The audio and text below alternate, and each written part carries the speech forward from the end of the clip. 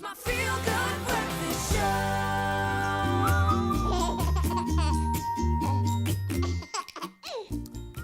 Welcome back to your Feel Good Breakfast Show, live, large and in charge on this Thursday morning. And as always, so good to have you with us. Now, February not only marks the beginning of the month in which Ewan features on a couple of great magazines. If you haven't checked them out yet, check them out on the gram. Stop it, no, go check it out. But it's also the beginning of Congenital Heart Defect Awareness Month. Now, congenital heart defects, or CHDs as they're known, are problems with the heart structure that are present at birth. And common examples include holes inside the walls of the heart, or narrowed or leaky valves. And pediatric dietitian Catherine McGaw is here to help us figure out what causes CHDs and how common they are, and maybe just help us to understand them a little bit more. And as always, thanks for being here, Kath. Lovely to have you, Kath. Thank you very much. So we mentioned a couple of things now with regards to congenital heart disease, but what is it? If you could explain in your words, in your professional opinion. So it's basically when your baby is born with a heart that looks different, functions different to how a normal heart should function.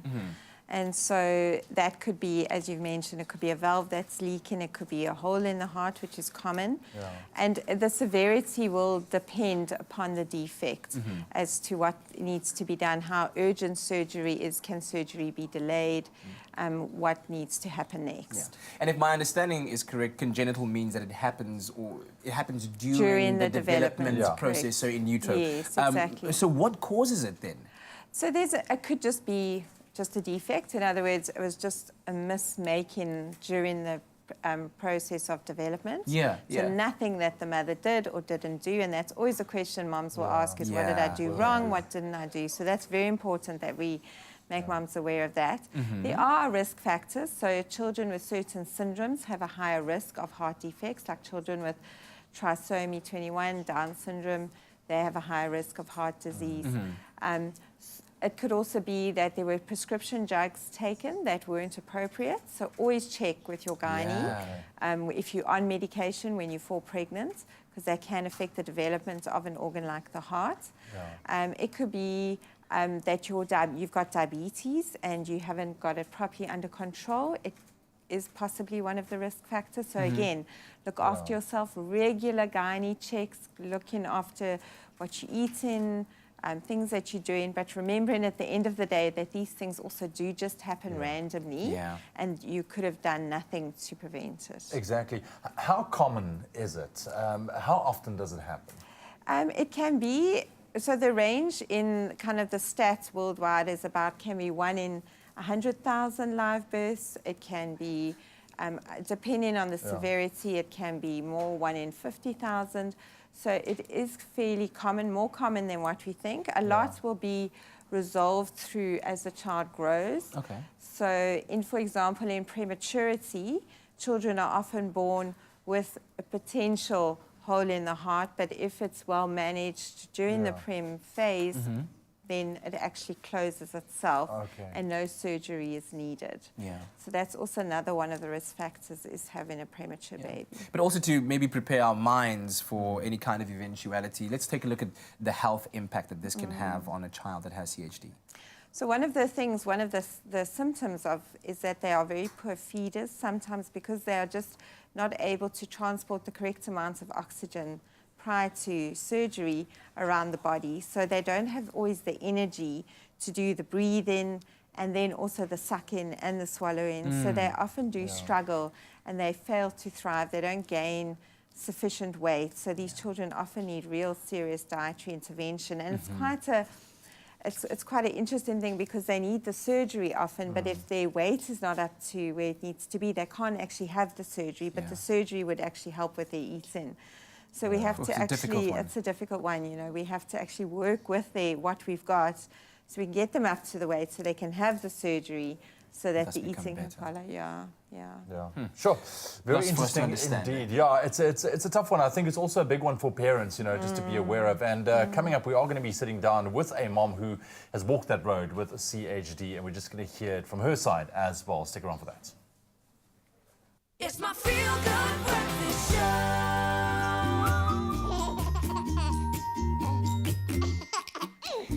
Well, welcome back to your Feel Good Breakfast show on this Thursday morning. Thanks for choosing us to start the day off with. And if you've just joined us, you're right in time to catch our conversation on CHDs, or congenital heart defects. And the month of February begins raising awareness about that. We're joined by pediatric dietitian Kath McGaw and also Cindy February, who's mother to Luke February, who had a congenital heart defect. Thanks for joining us and agreeing to share your story with us. Thank you so much.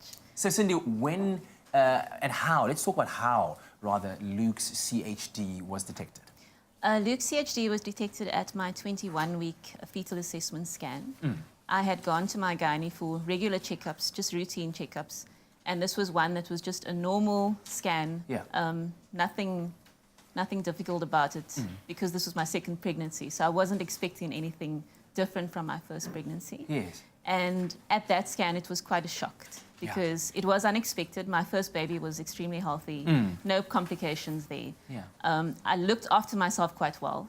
I think I took better care of myself in my second pregnancy than I did in my first. So that must have come as a massive shock to you. It was, because I wasn't expecting it at all. So how then do you prepare yourself? I mean, as Cindy said, there's nothing that you can do to kind of prevent it. You were healthy. It's not necessarily something that, it's not at all something that the mom did. It just could happen during the developmental process. So how do you then prepare yourself for what's to come? Well, in this case, my gynae had then contacted me and we had walked a road. I had to go back to the fetal assessment specialist on 2 occasions after the pregnancy, within the pregnancy, before the 39-week delivery period, because it had to be monitored.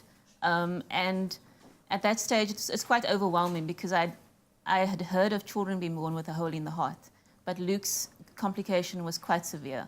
He was born with multiple heart defects, and which required open heart surgery at the age of 1 month, 11 months old, and he's 7 years old now, and he's had another open heart surgery at 6 years old. And how's he recovering? So he's done extremely well, exceptionally well. He does have challenges in terms of his ability to participate in sports, energy-wise, but other than that, his energy capacity is about 70%. That's fantastic. I'm glad to hear But he's doing well overall. So, yes. Talk to me about a child with a CHD, or who's gone through, let's say, treatment, and their ability to participate in sport. Because I think maybe as a parent you'd want them to try that out in order to help their heart muscle become stronger, but that's where the problem lies. So how do parents manage that, and how do professionals help parents manage that? I think one of the things is you watch your child. Children are amazing. They don't lie. So they're not going to act sicker than what they are. And they're not going to just cop out of stuff because they don't, feel like they always want to participate. Yes. So, but the children who have a CHD might not be able to participate at a level that another child might be able to. But you can see that, and then you just need to work with that. But we try not to restrict children getting involved in any activities, any form of activity, because they are so good at listening to their bodies. Children are very intuitive. And so you as a parent need to trust them. I think that's the biggest thing, is trust in them. Well, in Luke's case, because he's had 3 open heart surgeries, he's not allowed to play contact sport at all.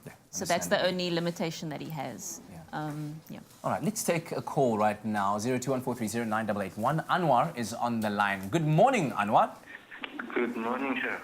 So good to have you on the line. What is your question? I just took in my child yesterday. The doctor say his heart is abnormal, and we have only 1 vessel that took oxygen to the lungs. I just wanted to know if there's any cure, or will he be outgrowing that, or is there surgery need to be done? Kath, did you get an understanding of the question? Yeah, I heard it. I would say that under the doctor that he's at, he would probably be referred to a cardiac specialist, and they're called pediatric cardiologists, and that would be the person that he would definitely need his child to be seen by and to assess what needs to happen next. I guess there's so many facets that need to be understood, and so many different people that play a role in the greater scheme of things. And that's why we have a month like February CHD Awareness Month. And in fact, on the 9th of February at Greenpoint Lighthouse, there's a Congenital Heart Defect Awareness March that you can be part of and join a community of people who understand, who have the knowledge and expertise. And you can also check out heartkids.co.za. Cindy, thank you very much for joining us. And Kath, as always, much appreciated. Thank you.